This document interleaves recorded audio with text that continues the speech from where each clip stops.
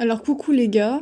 Alors sincèrement, je sais pas si je vais tenir une demi-heure aujourd'hui sur le podcast parce que encore une fois, là les gars, je me suis dit tiens, j'ai un peu de temps pour enregistrer le podcast. Ah, du coup, je parle de quoi? Ah oui, tiens, je pourrais parler de ça. Pour vous dire un peu le niveau de préparation, hein, voilà. Alors en fait, le truc que je dis toujours, c'est que, enfin, je dis toujours dans mes podcasts que je prépare pas, mais en réalité, les sujets desquels je parle, bah, je les prépare, mais simplement je les prépare bah, dans la vraie vie. Quand je suis dans le train, j'y pense, etc. Quand je me fais un peu chier, j'y pense, etc. Et c'est en fait comme ça que les podcasts se construisent en général, ou les vidéos que je fais sur YouTube. Donc, bon, ce serait pas un peu de la mauvaise foi de dire que bah j'ai rien préparé, parce qu'en réalité, bon, bah, bon, ça a quand même mûri dans ma tête pendant un certain temps tout ce que je dis, et donc voilà. Si on va pas se mentir, c'est pas un truc qui sort comme ça de la tête, etc.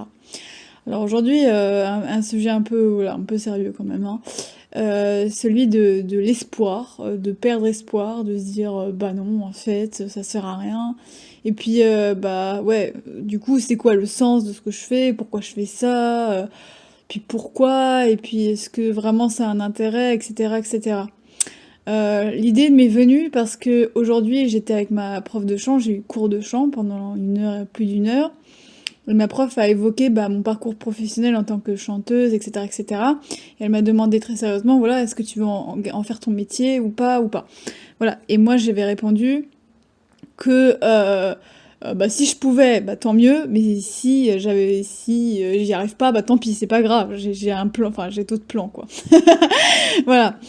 Et c'est vrai que, en fait, moi, je me suis toujours mis dans la tête depuis que j'ai commencé le chant, que je pouvais pas devenir chanteuse professionnelle parce que tout simplement, bah, je suis une débutante. Enfin, je me suis vue très longtemps comme une débutante, et d'ailleurs, c'est normal parce que la musique, il y a une marge de progression absolument incroyable qu'on peut accomplir entre les professionnels et ceux qui font ça en amateur. Il y a un gouffre. Enfin, on peut tellement progresser. Il y a tellement de niveaux différents que tu peux pendant 10 ans avoir les niveaux d'un amateur débutant, hein. C'est du délire total, et en fait du coup il y a toujours ce truc de est-ce que j'ai espoir que ben, un jour j'ai une voix qui soit un peu voilà, qui se rapproche d'une voix de chanteuse professionnelle ou pas, ou bref. C'est comme ça que j'ai eu l'idée du podcast. J'aime bien toujours venir à la jeunesse de pourquoi j'ai eu l'idée, mais voilà, c'est un peu le truc qui m'est venu comme ça. Bon, alors moi il y a plein de moments dans ma vie où franchement, j'ai perdu énormément d'énergie, énormément de force, de volonté, de tiens, allez, on y va, de niaque, etc. Parce que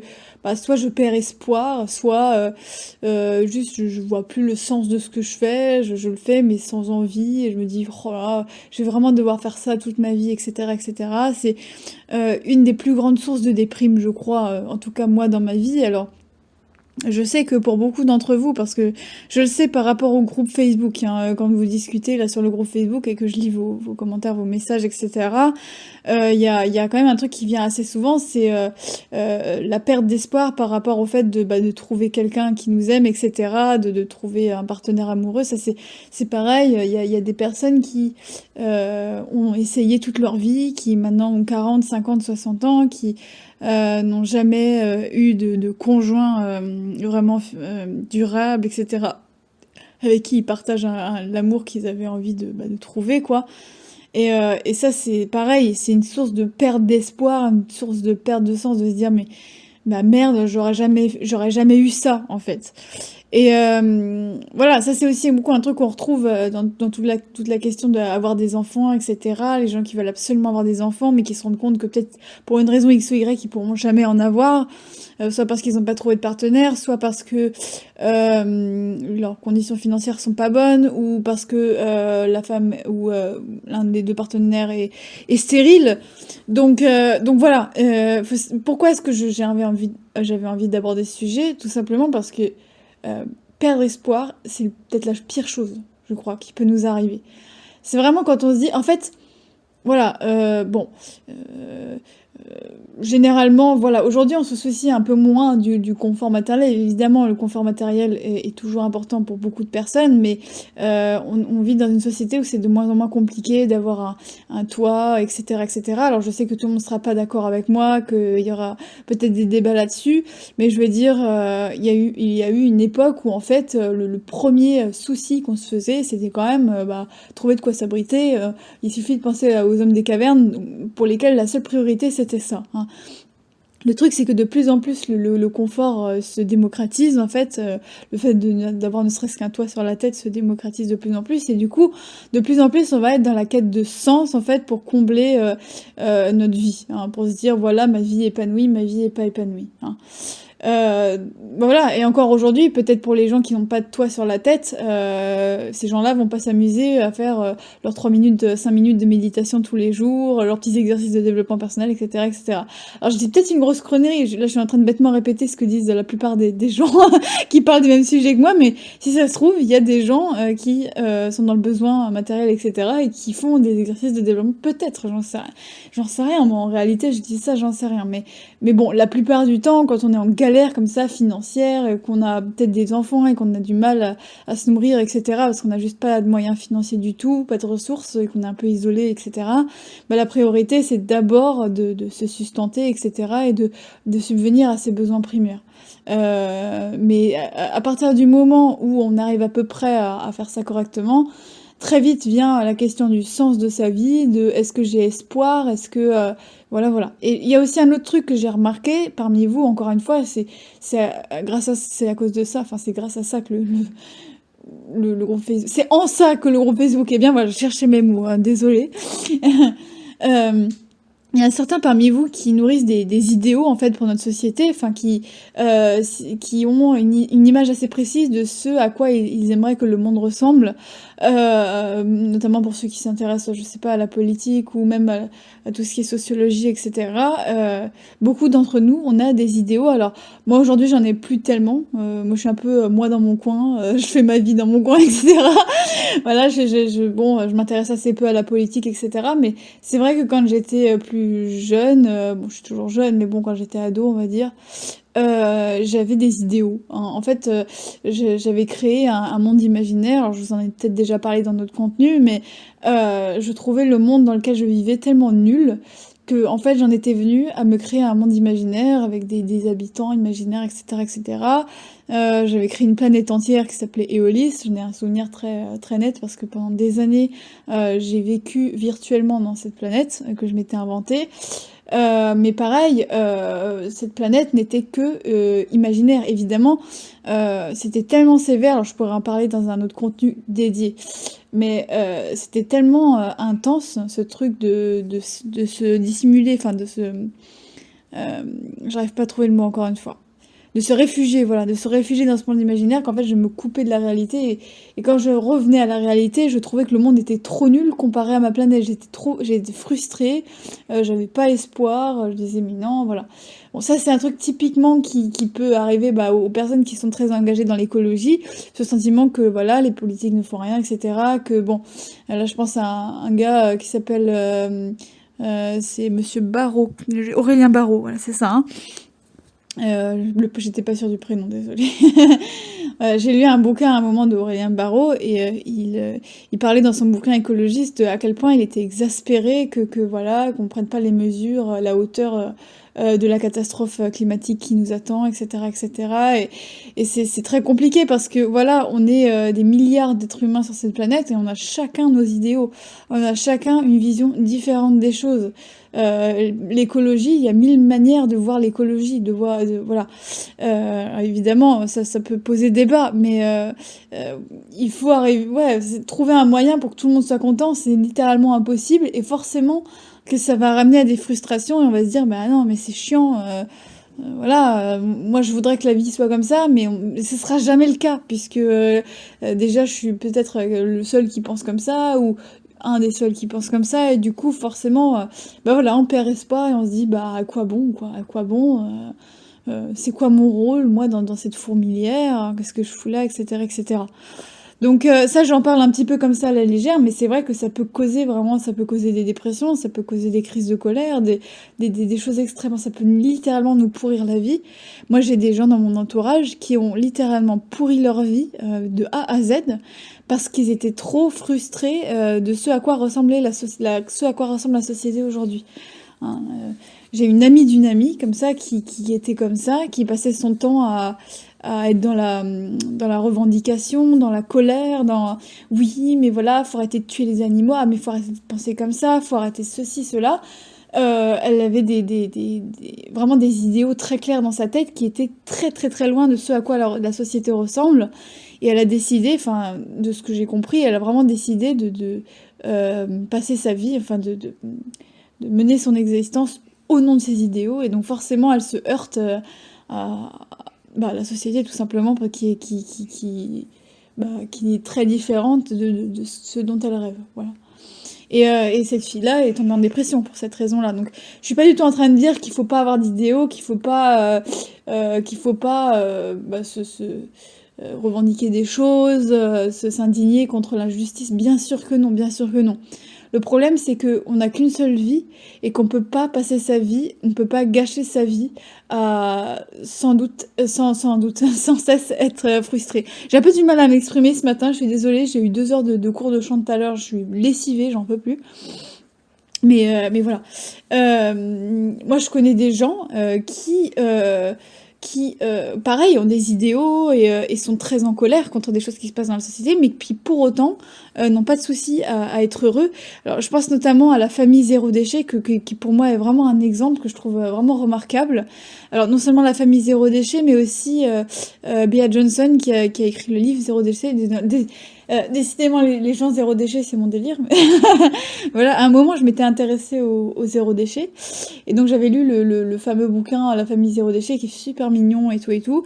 Et c'est un livre qui est rigolo, etc., etc. Et pourtant, c'est des gens qui sont, au fond d'eux, plein de convictions et plein de... voilà, qui en fait nourrissent de l'espoir, finalement, même si tout le monde ne deviendra jamais zéro déchet. Hein. Il y a une partie infime de la population qui fera zéro déchet. Il y a des pays comme l'Inde où les déchets sont rois. Bref, il y a des décharges, etc. Ça changera pas ça, évidemment. Mais ces gens-là ont quand même réussi à transformer leur colère en quelque chose de joyeux en créant ce livre, en partageant des solutions en fait qui sont à la portée de tout le monde, enfin de tout le monde. Voilà, évidemment dans une certaine mesure, mais voilà, pour moi ça c'est un bon exemple de comment on peut mener en fait transformer sa colère en positivité et en fait en quelque chose qui nourrit notre épanouissement et pas notre frustration et plomber notre joie de vivre tout simplement. Moi je vous le dis les gars, avoir des idéaux c'est bien, mais vivre dans une frustration constante, je me dis bah non en fait. c'est moi j'ai jamais accepté d'être malheureuse en fait. Hein. Même au nom de quelque chose de voilà. C'est vrai qu'à un moment je me suis sentie très rancunière contre une personne en particulier. Évidemment je dirais pas qui, dans quelles circonstances, etc. Mais il y a eu un moment quelqu'un qui a été dans ma vie contre qui j'ai eu énormément de rancune et je me suis dit j'ai pas le droit d'être heureuse parce que si je suis heureuse ça veut dire que je laisse passer ce qui s'est passé, ce que cette personne m'a fait. C'est-à-dire que c'est comme si je disais, bon, bah, je m'en fous, elle m'a fait ça, mais je m'en fous, quoi. Je me mets pas en colère, etc. Je laisse passer, en d'autres termes. Mais en fait, oui, bien sûr, de temps en temps, ça fait du bien de se dire, bon, là, ce que cette personne m'a fait, c'est intolérable, j'ai besoin d'être en colère, j'ai besoin d'exprimer mon mécontentement, d'être frustrée pendant quelque temps. Ça, c'est ok. Par contre, si ça dure plus d'1 an, plus de 2 ans, que ça dure toute votre vie, là, ça devient extrêmement... alors, après, chacun fait ce qu'il veut, mais personnellement, c'est quelque chose que je n'ai jamais accepté. Et c'est pour cette raison que même cette personne contre laquelle j'étais extrêmement en colère, où vraiment je lui en voulais monstrueusement, j'ai fini quand même par passer au-dessus et à rencontrer d'autres personnes et à me dire que c'est bon. Hein. Et ça m'a demandé un travail monstrueux, mais je l'ai fait et j'ai accepté de le faire parce que vraiment, une vie de frustration pour moi, autant se prendre tout de suite et on n'en parle plus, quoi. Et ça, c'est juste, pour moi, c'est quelque chose que je peux pas m'infliger à moi, voilà. Moi, je pense que c'est une bonne idée de se poser et de se dire, voilà, de quoi je suis frustrée aujourd'hui, en fait. De quoi je suis frustrée. Moi, même aujourd'hui, je considère que je me sens très heureuse. Et c'est marrant parce que j'ai regardé une vidéo la dernière vidéo de Gaëlle Garcia Diaz qui est sortie dimanche dernier, alors je sais pas quand t'écoutes ce podcast, mais en tout cas voilà, elle avait fait une FAQ et elle avait dit bah voilà en ce moment je me sens globalement très heureuse et tout et j'étais contente parce que bah moi aussi c'est comme ça que je me sens. Mais malgré tout, le bonheur parfait n'existe jamais et il y a aujourd'hui encore, parfois j'ai des frustrations et bon bah c'est toujours intéressant de se dire bah même si je vais plutôt bien en ce moment, bah tiens, c'est quoi mes frustrations? Et évidemment, si t'es en dépression, si t'as carrément des problèmes lourds de santé mentale, alors là oui, là c'est encore plus important, c'est même vital finalement de se pencher sur la question et même de le voir, d'en discuter avec un professionnel de santé, etc. Mais je veux dire, à tout niveau, c'est-à-dire à tout niveau de santé mentale, je trouve que c'est toujours intéressant. On perd rien à se poser et à se dire, bah, c'est quoi mes frustrations du moment? Je vais te donner un exemple qui est personnel, comme ça tu peux voir un peu, tu vois. Mais par exemple, en ce moment, j'ai une frustration première, c'est celle de ne pas pouvoir faire vivre cette chaîne YouTube autant que je le voudrais. Voilà. Ma vie, elle s'est à fond focus sur mes études de chant, sur ma vie amoureuse, sur un peu le fait aussi de me reposer, parce que je me suis bien pressé le citron jusqu'au mois de décembre, et là, bon bah, j'ai plus envie de me pousser jusqu'à l'épuisement, donc voilà. Donc forcément, pour gérer une chaîne YouTube en plus qui demande énormément de travail, etc., j'ai du mal, j'y arrive pas pour ainsi dire. Et, euh, et donc ça me frustre, forcément. Tous les jours, je me couche la nuit et le soir, je me dis oh merde, j'ai encore pas bossé sur mes anges, j'ai encore pas eu le temps, j'ai encore pas eu l'énergie, etc., etc. C'est pour ça que je suis très heureuse là d'enregistrer ce podcast, parce que j'ai l'impression que je vais enfin donner un peu de vie à la chaîne grâce à ce podcast-là. Mais bon, c'est toujours ce truc de, en fait, je fais pas ce que j'aurais aimé faire, en fait. Parce que je ne suis pas la personne que j'aurais aimé devenir. Moi, je m'étais imaginé que, voilà, dès 2022, j'allais être super productive, que j'allais devenir la meilleure version possible de moi-même. Et en fait, bah non. En fait, non. Il y a toujours des moments où, voilà, j'ai envie de glander parce que j'en peux plus, où j'ai juste trop de travail à faire pour le conservatoire, etc. Et donc, bah, voilà. Donc c'est à la fois quelque chose qu'il faut accepter, mais qu'il faut aussi noter, parce que parfois on se sent mal, on se sent frustré, et souvent on se dit oui bah c'est à cause des autres, etc. Et on va venir sur ce sujet de rejeter la faute de notre malheur sur bah, la société, sur notre famille, sur les amis, etc., etc.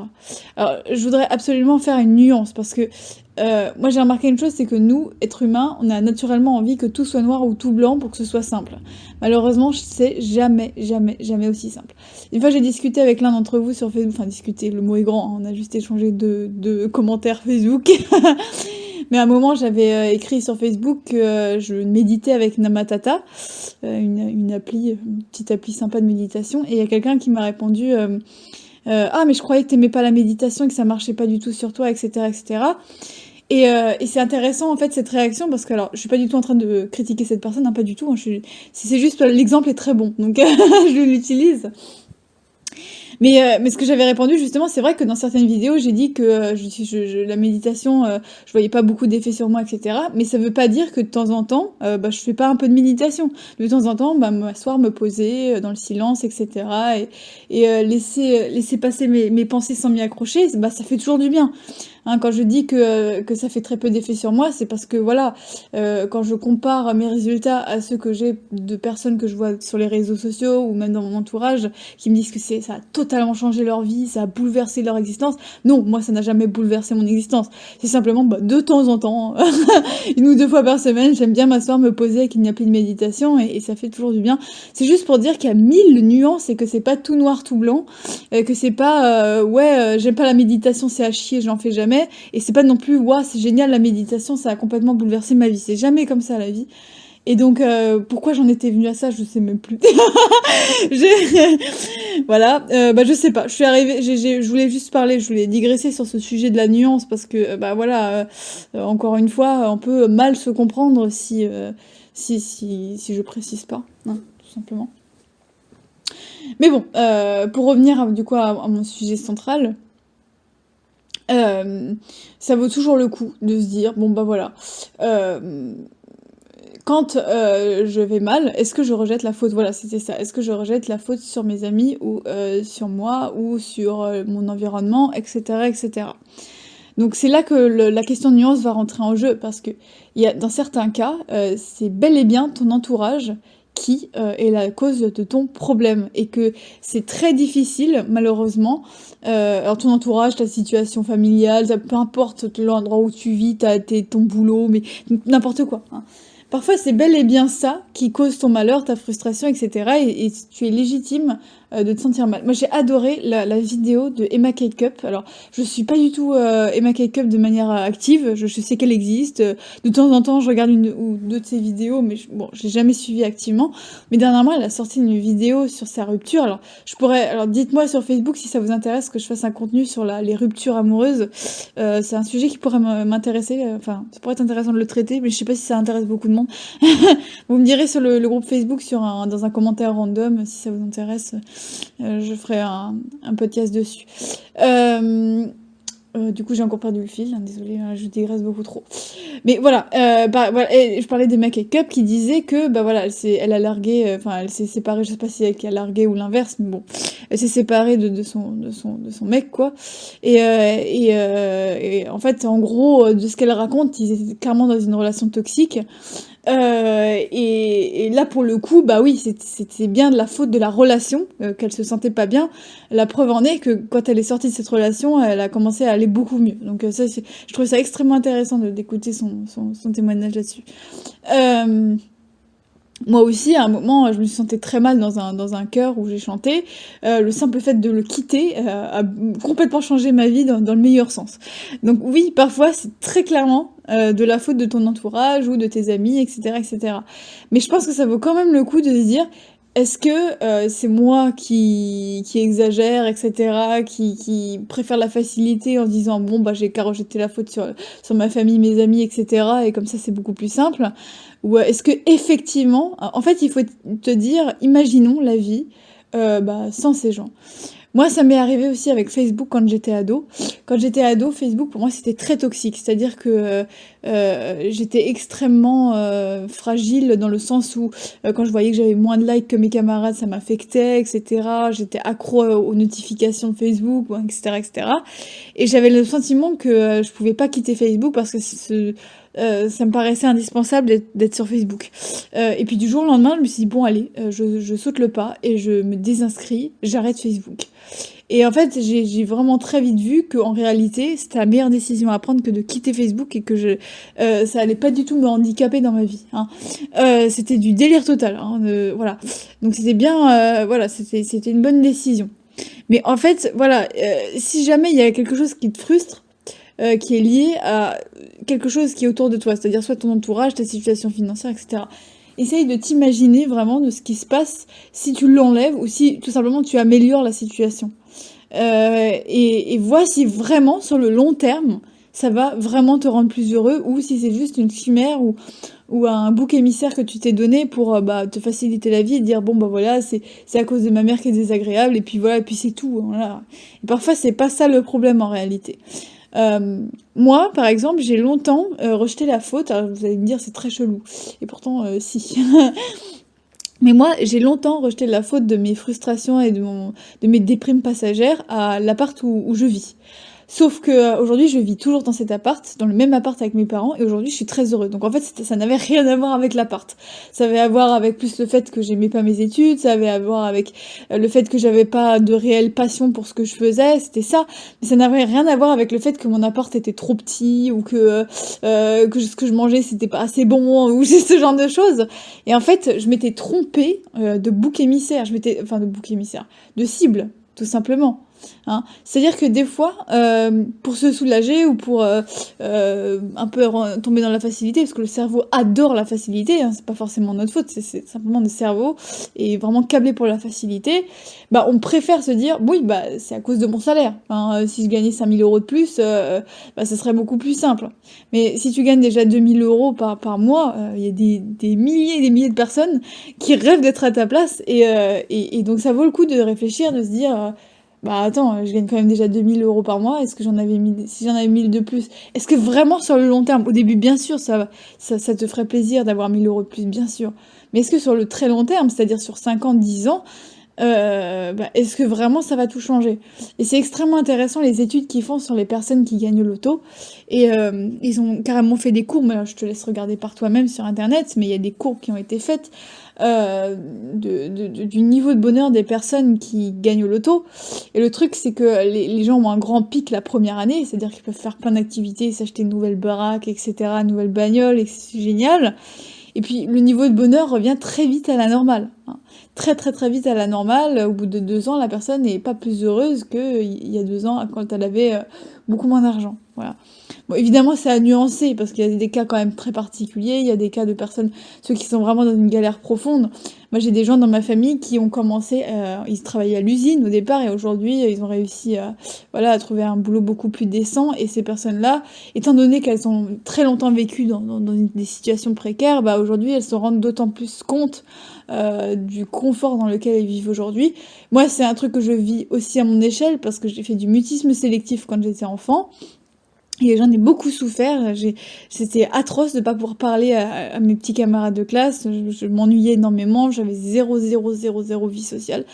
Et je l'ai vécu pendant tellement, tellement d'années, ce mutisme sélectif, qu'encore aujourd'hui, le fait de pouvoir interagir avec les gens qui sont autour de moi, c'est toujours un bon... J'en profite encore. Je suis encore heureuse de ça, etc., hein. Donc voilà, ça dépend évidemment des situations. Mais bon, je pense que vraiment, c'était grave intéressant d'en parler. Alors, encore une fois, j'ai pas fait un podcast où, voilà, 5 étapes pour sortir des frustrations, 5 étapes pour trouver un sens à sa vie, l'espoir, etc., etc. Mais je pourrais quand même, il y a un conseil que j'applique sur moi, que j'arrête pas de partager parce que vraiment, c'est le truc qui pour moi est le plus important. C'est si t'as une perte de sens, que tu perds espoir, que tu dis ouais, etc., lance-toi dans du nouveau, en fait. Lance-toi dans du nouveau. Je sais pas, essaye d'aller dans une autre région le temps d'une journée. Essaye de aller dans un nouveau restaurant, tu vois. Souvent, quand on se dit, oui, vas-y, tente du nouveau, tente un truc délirant, les gens pensent souvent en parachute, voyager en Inde, etc. Mais fais un truc qui est dans ta ville, tu vois, dans ta rue. Je sais pas s'il y a un resto mexicain au bout de ta rue et que t'es jamais allé, bah, vas-y, tente-le, tu vois. Et en fait, à force de répétition, voilà, d'essayer des nouvelles choses, de sortir de ce qu'on connaît, etc. Alors au début, c'est un peu inconfortable, évidemment. C'est la raison pour laquelle on le fait pas naturellement, hein. C'est parce que c'est pas facile, hein. Si c'était facile, on le ferait beaucoup plus. Mais le fait de tenter du nouveau, ça relance l'énergie, ça relance l'espoir, ça relance la joie de vivre. Moi, j'en sais quelque chose parce que, alors, hop là. Ce conseil, il a littéralement marché. Alors, je suis désolée si le ton de ma voix change soudainement, c'est parce qu'en fait, j'ai pas réussi à enregistrer le podcast jusqu'au bout, j'ai été interrompue, du coup, je le reprends ici. Voilà. Mais ce conseil-là a systématiquement fonctionné sur moi, c'est-à-dire que à chaque fois que je me sens un peu déprimée, que je commence à dire ouais, de toute façon ça sert à rien, la flemme, pas envie, etc. À chaque fois que j'ai eu cette sensation et que je suis par la suite sortie de chez moi pour aller tester un truc nouveau ou même juste, voilà, peut-être aller à la piscine un peu spontanément ou à la bibliothèque ou dans un magasin, etc. pour sortir de chez moi et aller voir autre chose que ce que j'ai dans la tête, autre chose que mon environnement habituel qui est, je sais pas, ma chambre ou mon appart, etc. ou mon jardin ou je sais pas où je suis. Sortir et aller voir des couleurs, des gens, des machins, des trucs. Systématiquement, après, je suis totalement dans un autre état d'esprit et surtout, je relance en fait ma foi en la vie, quoi. Voilà, tout simplement. C'est tout con, quoi. C'est tout con, mais c'est le truc le plus difficile à faire quand on n'est pas motivé. Quand on n'est pas motivé, on a envie de rien faire, on n'a pas envie de sortir de la maison, on n'a pas envie de sortir du confort, de là où on est, etc. généralement. Et c'est pour ça que c'est pas aussi simple que ça. Si c'était aussi simple que ça, tout le monde serait heureux et plein d'espoir et tout le temps, voilà, bref. Mais c'est pas aussi facile que ça. C'est justement dans ces moments-là qu'on n'a pas envie de bouger, au moment où on a le plus besoin de bouger en fait. Donc voilà. C'est juste pour dire que, encore une fois, si tu n'y arrives pas, et je parle notamment à ceux qui sont en dépression, pour qui c'est pas si facile que ça, parce que quand on est en dépression, qu'on a une maladie mentale qui soit de type dépression, hein, je vais pas dire ça autrement, il suffit pas juste de sortir de la maison pour aller mieux. Évidemment, alors de ce que j'ai entendu, de tous les psys que j'entends autour de moi, voilà, c'est le premier pas pour sortir de la dépression, c'est sortir de chez soi, se balader, voir des gens, etc. mais ça suffit pas sur le moment forcément. Donc pour du résultat court terme, je veux dire. Mais ceci dit, moi voilà, pour moi qui n'ai pas de maladie mentale particulière en ce moment, je peux te dire que c'est 100% réussite à chaque fois. Littéralement, je me sens mal, déprimée, je perds espoir, j'ai plus envie de rien. Je sors, je fais un saut à la piscine, je fais un saut à la médiathèque, je fais un saut dans un nouveau restaurant, etc. Et toute ma perspective sur la vie change parce que tout simplement j'ai oxygéné mon corps et mon cerveau d'images nouvelles et positives. Voilà. Et ben écoute, ce podcast va se terminer là. Et si t'écoutes jusque-là, bah écoute, merci. Je vais laisser un lien sous ce podcast avec mon nouveau projet qui est la Mésange Academy. C'est en gros un atelier d'une heure que j'ai confectionné qui est rattaché à un petit courrier que je t'envoie par mail. Bref, je vais pas le détailler ici. C'est le deuxième lien du coup dans la description après le club Facebook. Je vais en parler plus en détail dans une autre vidéo, mais voilà, si déjà ça t'intéresse, tu peux aller voir. Les gens du club Facebook sont déjà au courant, mais voilà, si tu fais pas partie du club Facebook, bah je te l'indique ici. Et de toute façon, on se revoit, on se reverra dans une vidéo YouTube où j'en parlerai en détail. D'ici là, on se retrouve lundi prochain pour le prochain podcast et puis surtout pour la prochaine vidéo parce que je vais peu à peu reprendre les vidéos. Parce que le podcast c'est super sympa, mais les vidéos c'est aussi très sympa. En tout cas, merci de me suivre et de soutenir tout ce que je fais. Rien qu'en écoutant ce podcast jusqu'au bout, tu soutiens activement la chaîne et ça c'est incroyable. Voilà, on n'est pas obligé de forcément offrir du soutien financier pour soutenir le travail de quelqu'un et donc je tiens beaucoup à te remercier pour ça et donc on se retrouve pour un nouveau contenu. Ciao ciao.